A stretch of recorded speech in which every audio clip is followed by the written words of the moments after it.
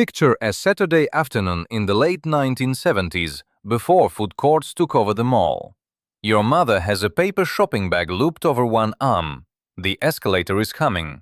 Somewhere upstairs, there is a dining room with cloth napkins, a hostess stand, and chicken pot pie. Downstairs, there is a lunch counter with red stools, a pie case, grilled cheese on the flat top, and a chocolate malt sweating in a tall glass.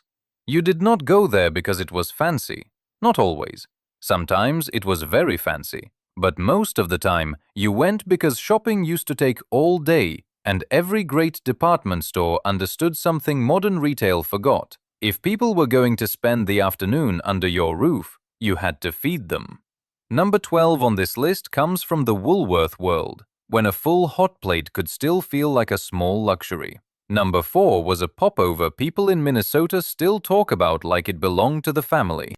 And number 1 started at Marshall Field's, long before the Walnut Room became a Chicago holiday tradition. Hit subscribe, because American Plate Atlas is where old food places, old counters, and the meals America nearly forgot get put back on the map. These are 25 forgotten department store cafeteria meals everyone ate before the malls went quiet. Number 25. The Jello cup with whipped topping. There was always something cold and bright waiting near the end of the cafeteria line. It might have been red. It might have been green. It might have had canned fruit suspended inside it, like somebody had tried to preserve summer in a little glass dish. Then came the whipped topping, usually piped or spooned on top, with just enough drama to make it feel like dessert. This was not the kind of dessert that asked to be taken seriously. That was its charm. A department store cafeteria was full of practical food, and the Jello cup was practical happiness. It was cheap, cheerful, easy to carry on a tray, and perfect for a child who had behaved just well enough through the shoe department to deserve something sweet. Later, food courts would give children branded cookies, giant pretzels, and neon-colored drinks. But before that, a little chilled cup at the end of the line could be the reward. It wobbled. It shined under the cafeteria lights, and somehow it made the long shopping trip feel complete. Number 24. The chocolate malt. At the old lunch counter, a chocolate malt was not just a drink. It was an event in a tall glass. You could hear the mixer before you saw it. That metal cup would rattle under the spindle, cold milk and ice cream thickening into something that needed both a straw and a spoon. Woolworth counters, 5-and-dime lunch counters, and department store soda fountains all understood the power of that sound. A child could sit on a stool that spun just a little too easily, watch the person behind the counter pour the malt into the glass, and then hope there was extra left in the metal cup. That extra was part of the ritual.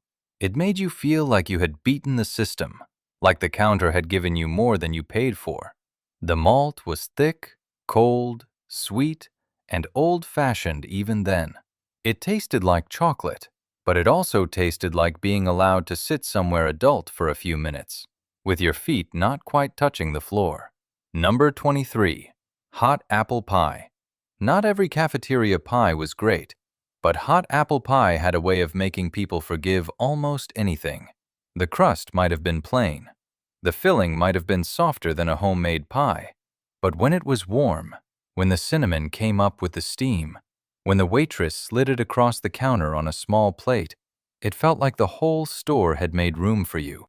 At surviving Woolworth-style luncheonettes and in memories of old downtown counters, hot apple pie shows up again and again because it fit the place perfectly. It was ordinary enough for a lunch counter, but special enough to ask for by name. This was the dessert you got after a grilled cheese, a burger, or a fish sandwich. It was the thing you ate slowly while the adults talked about what else they still needed to buy. The department store might have been built to sell clothes and housewares, but the pie case knew a different truth. Sometimes the thing people remembered most was not what they bought. It was what they ate afterward. Number 22. Woolworth cheesecake. Cheesecake at a lunch counter sounds almost too grand for a 5-and-dime, and that is exactly why people remembered it. It sat there in the case, pale and smooth, usually cut into thick enough slices to feel generous, waiting beside the pies and puddings. In places like Wichita, where the Woolworth luncheonette lasted long enough for generations of regulars to build memories around it, cheesecake became one of the foods people named after the counter was gone. Not because it was the most expensive cheesecake in town, not because it looked like something from a white tablecloth restaurant, because it belonged to that room. There is a difference between a famous dessert and a familiar dessert. A famous dessert belongs to critics and menus and awards.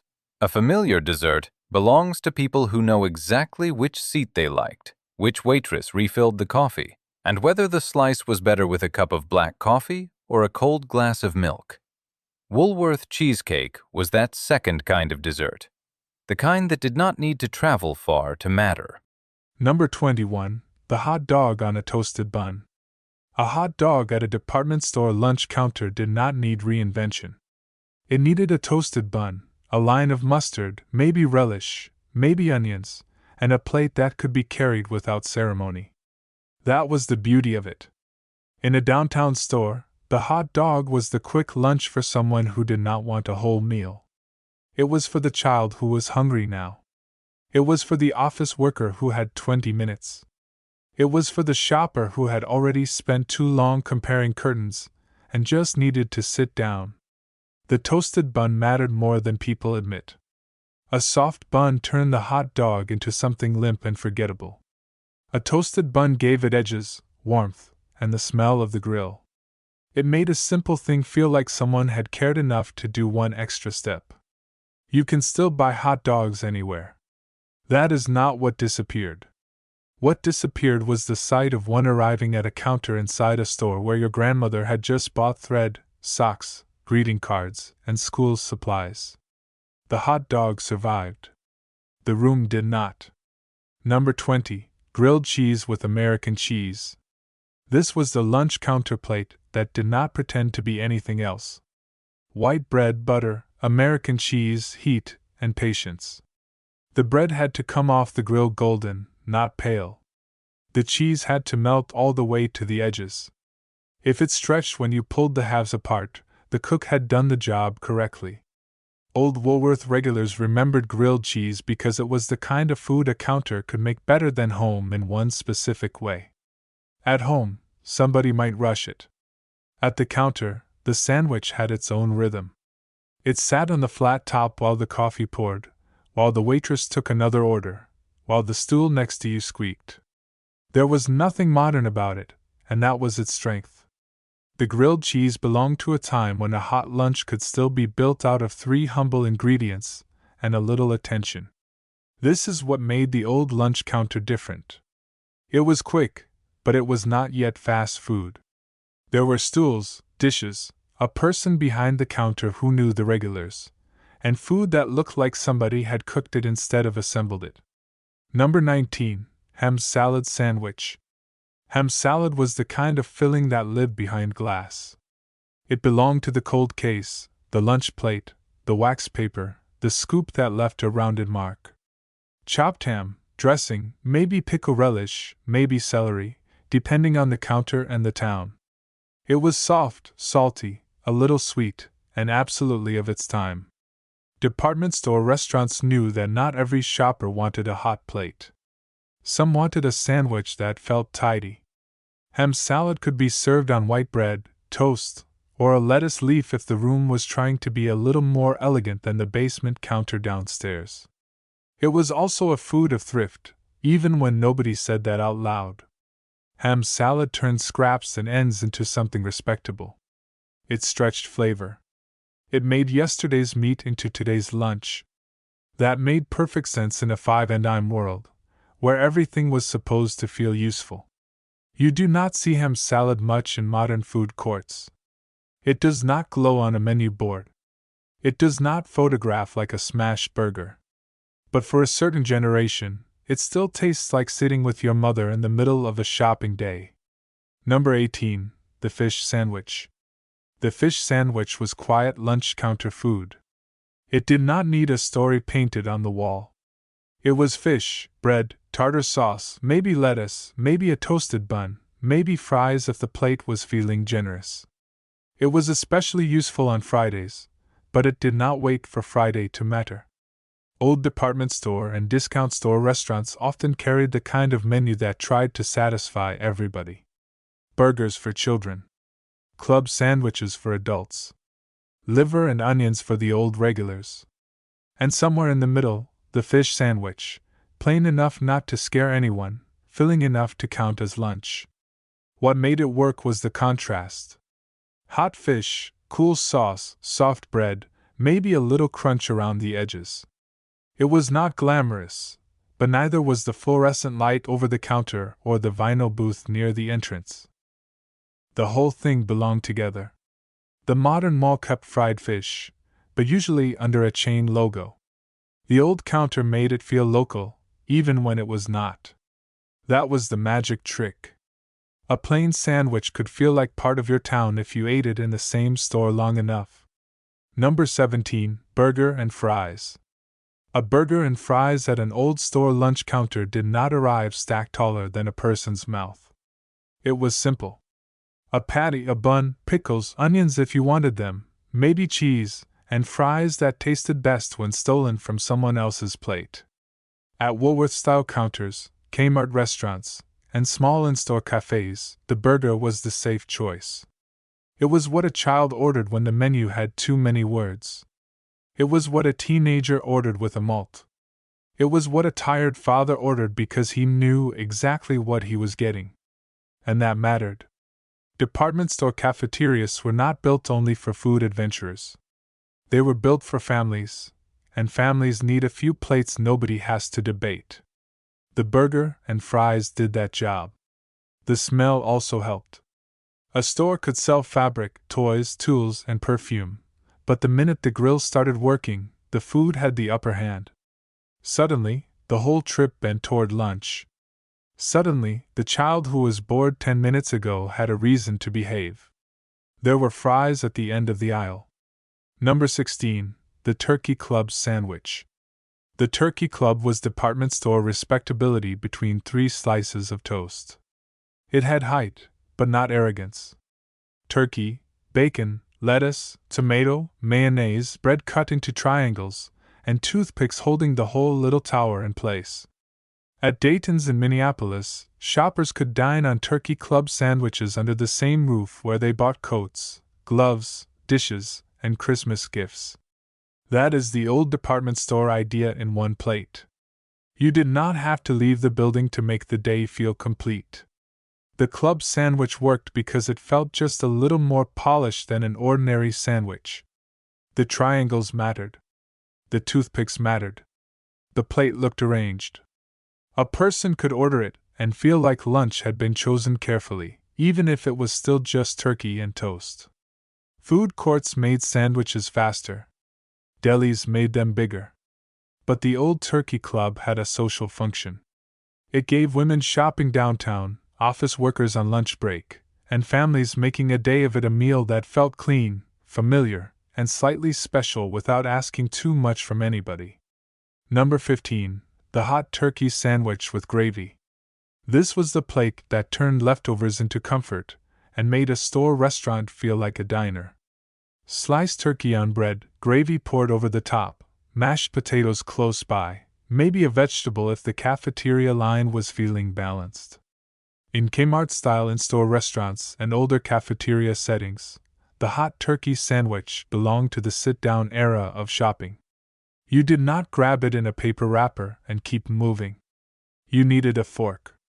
You needed a tray or a table. You needed a few minutes to let the gravy soak into the bread. That is why it feels so far away now. Not because turkey vanished. Not because gravy vanished. Because retail stopped giving people that kind of pause. A hot turkey sandwich assumes you are allowed to sit down in the middle of an errand and turn it into a meal. By the time food courts took over, the meal changed shape. You no longer needed one store to feed you. The mall gave you 10 counters, 10 logos, and almost no memory of the room you were sitting in. Number 14. Liver and onions. There may be no better proof that department store restaurants were once real restaurants than liver and onions. No modern food court wants to sell it. No bright franchise menu wants to explain it. But in the older cafeteria and in-store dining world, liver and onions had a place. It was a plate for people who grew up before every meal had to flatter the child at the table. The liver was browned, the onions soft and sweet from the griddle, the gravy or pan juices doing what they could to make the whole thing feel gentle. Some people loved it. Some people never forgave their parents for ordering it.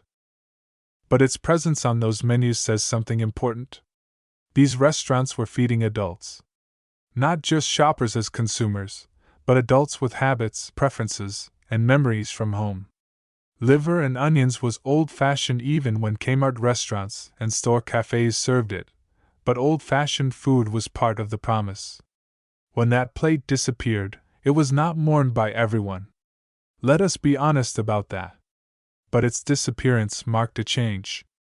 The cafeteria stopped trying to feed the whole family tree and started feeding the broadest possible crowd. Number 13, Salisbury steak with brown gravy. Salisbury steak was cafeteria drama pretending to be steak. A seasoned ground beef patty, brown gravy, maybe onions, mashed potatoes, and a vegetable that had spent some time under a warming lamp. It was humble food dressed in its Sunday name. At old Woolworth counters, people remembered Salisbury steak because it delivered the feeling of a full meal at a lunch counter price. It looked serious. It came with gravy. It asked for a knife and fork. For a downtown worker, a regular, or a shopper who had been on her feet all morning, that mattered. The beauty of Salisbury steak was not delicacy. It was assurance. You looked at it and knew what kind of day it came from. A day when lunch was supposed to fill you. A day when brown gravy was considered an answer. A day when the cafeteria line did not apologize for serving food that looked like it belonged on a weeknight table. You can still find Salisbury steak in frozen dinners, but that is not the same memory. The old version came on a plate in a public room. It made ordinary hunger feel handled. Number 12, the cubed minute steak plate. A Woolworth menu from the late 1930s could offer a cubed minute steak plate with pan gravy, a roll, vegetables, and fries. Read that slowly, because it tells you what the old 5-and-dime lunch counter once tried to be. It was not only candy, soda, and sandwiches.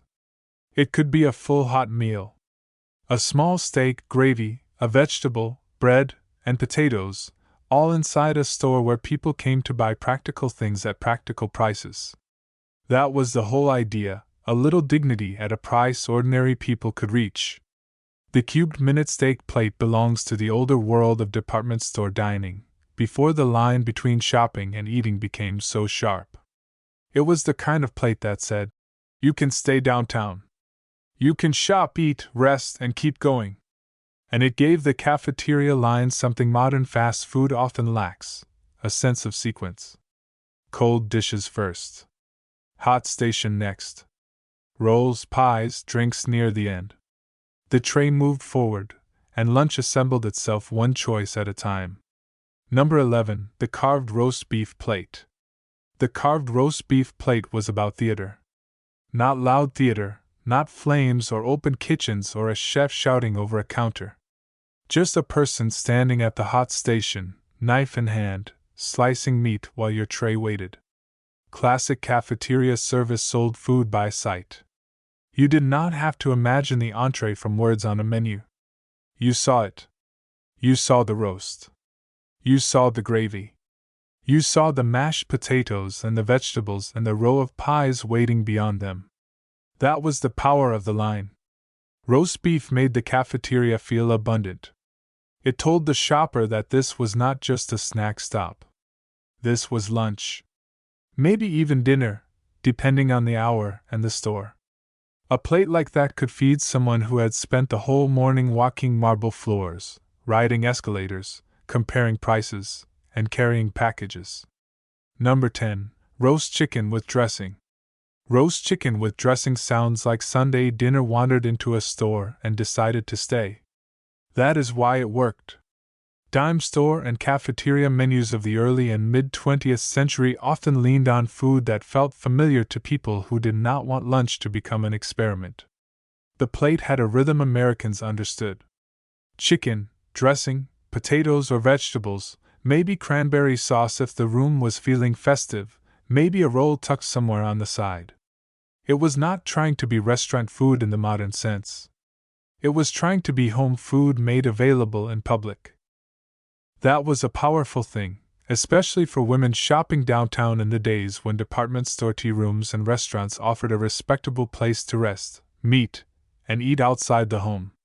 The roast chicken plate let a shopping trip turn into an occasion without leaving the building. Today, chicken is everywhere.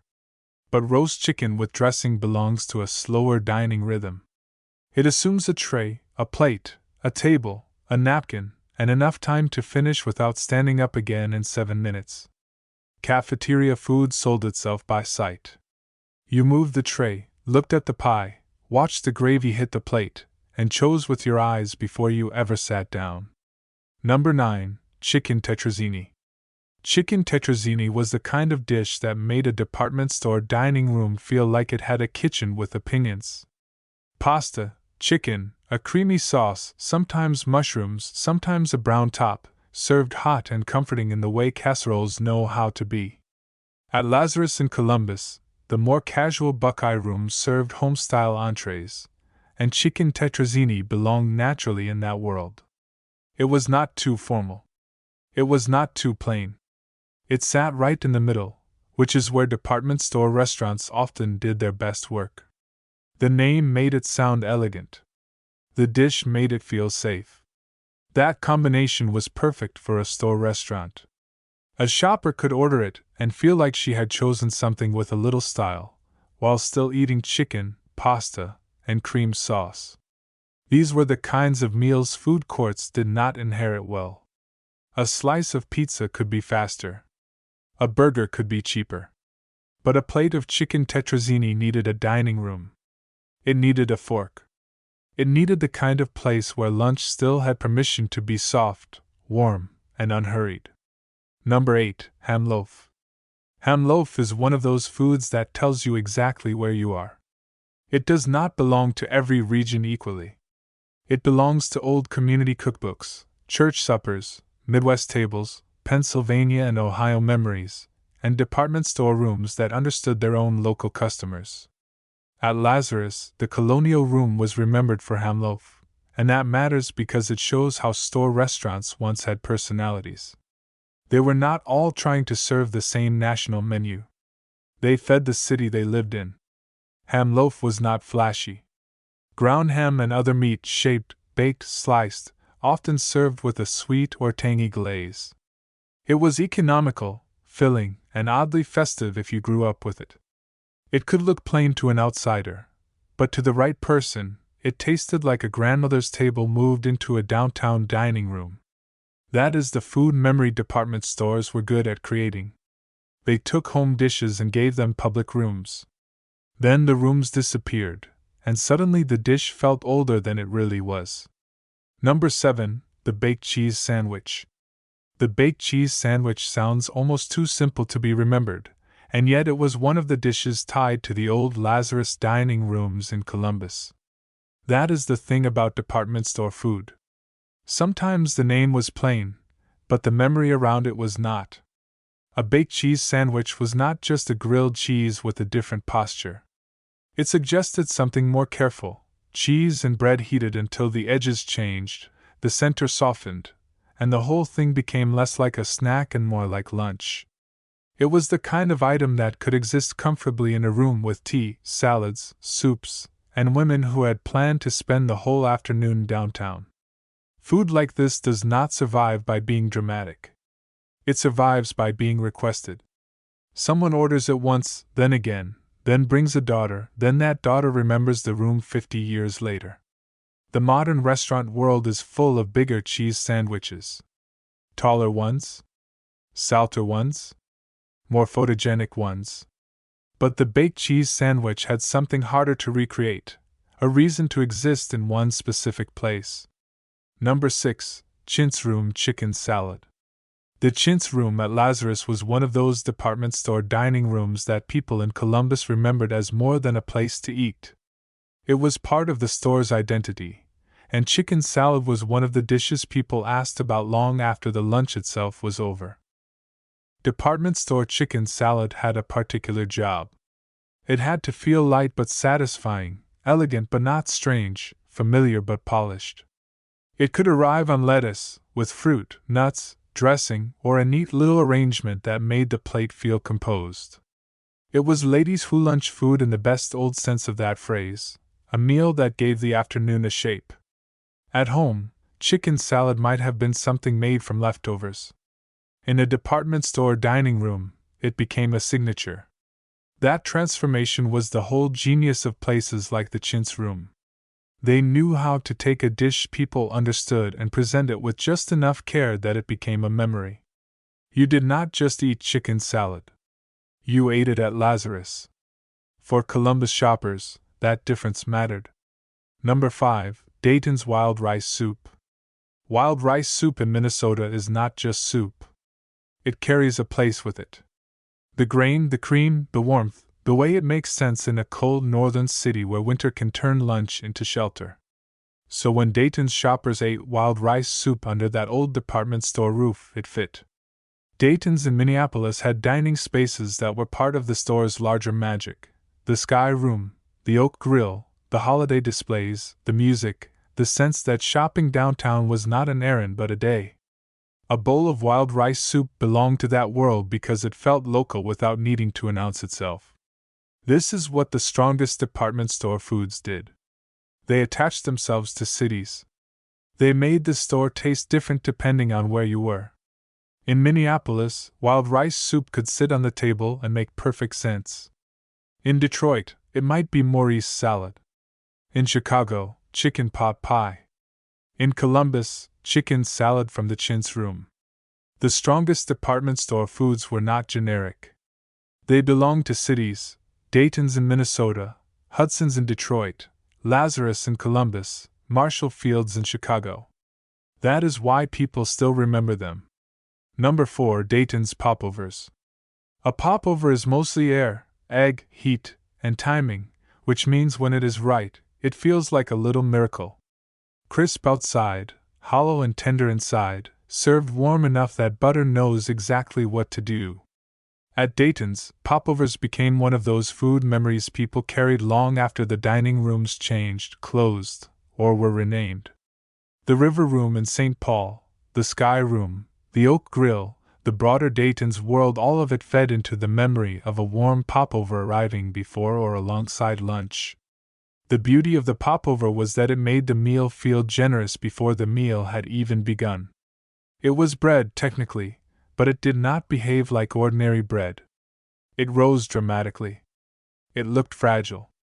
It made a person feel as if the kitchen had done something special just for that table. Food courts did not know what to do with that kind of anticipation. They were built for speed. A popover asks you to wait, and then rewards you for waiting. That is why people still talk about it. It turned lunch inside a department store into a small ceremony. Number 3. Hudson's Canadian Cheese Soup. J.L. Hudson's in Detroit was not just a store. It was a city landmark with elevators, escalators, holiday windows, restaurants, and enough daily life inside it to feel like a vertical town. The dining rooms became part of Detroit memory because people did not only shop there. They spent time there. One of the names attached to that memory was Canadian Cheese Soup. It sounds specific because it was specific. Creamy, rich, sharp with cheese, comforting in the way only a serious bowl of soup can be. It belonged to the 13th floor dining room world, where lunch was not an afterthought to shopping. Lunch was part of why you went. That matters because department store restaurants did something modern retail rarely does. They made food into civic memory. Hudson's was not just selling merchandise. It was helping Detroiters mark holidays, meet relatives, show children the windows, ride the elevators, and sit down to something they could later name. Canadian cheese soup did not have to become a national chain item to matter. It mattered because in Detroit, People knew where it belonged. Number 2, Hudson's Maurice salad. The Maurice salad is one of the great department store dishes because it is impossible to separate from the store that made it famous. Ham, turkey or chicken, Swiss cheese, pickles or olives depending on the version, shredded lettuce, and that creamy, tangy dressing that Detroiters still chase in recipes and restaurant menus. Hudson's did not merely serve a salad. It gave Detroit a food memory with a name.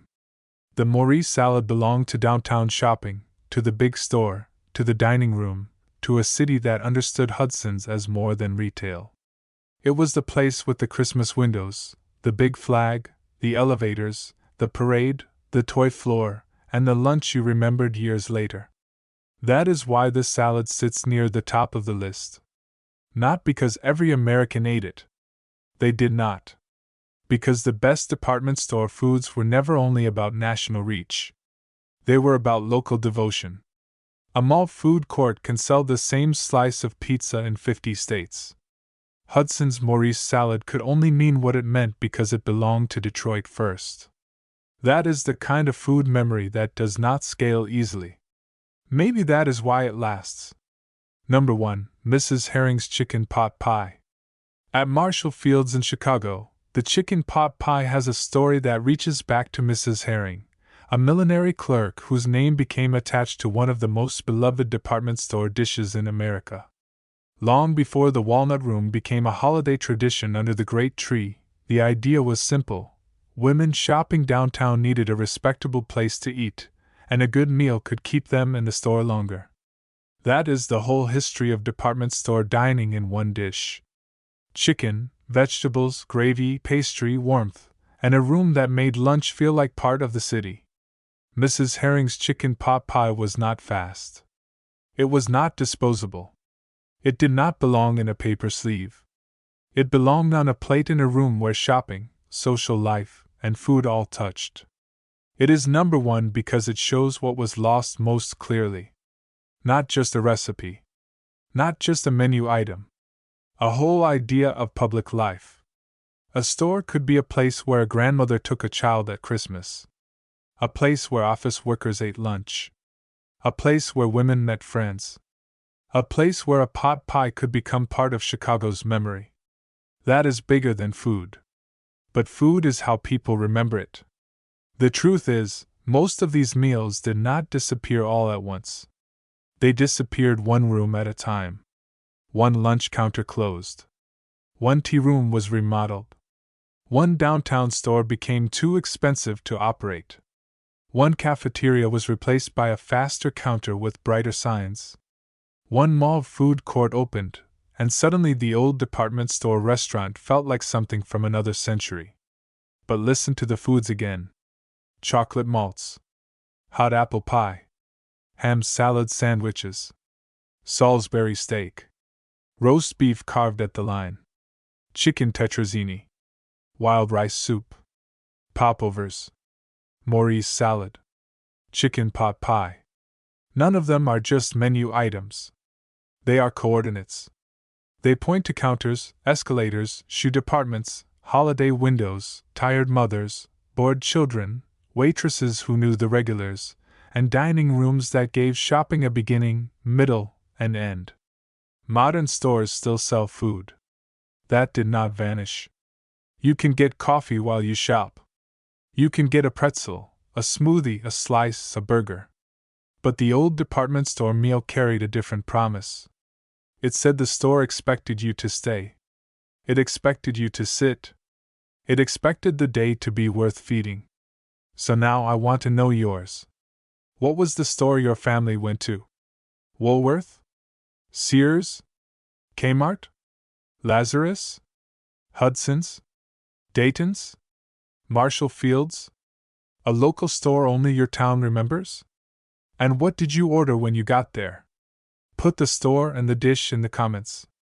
Even if it was just grilled cheese and a malt. Especially if it was just grilled cheese and a malt. Because that is how these places come back for a minute, one remembered plate at a time.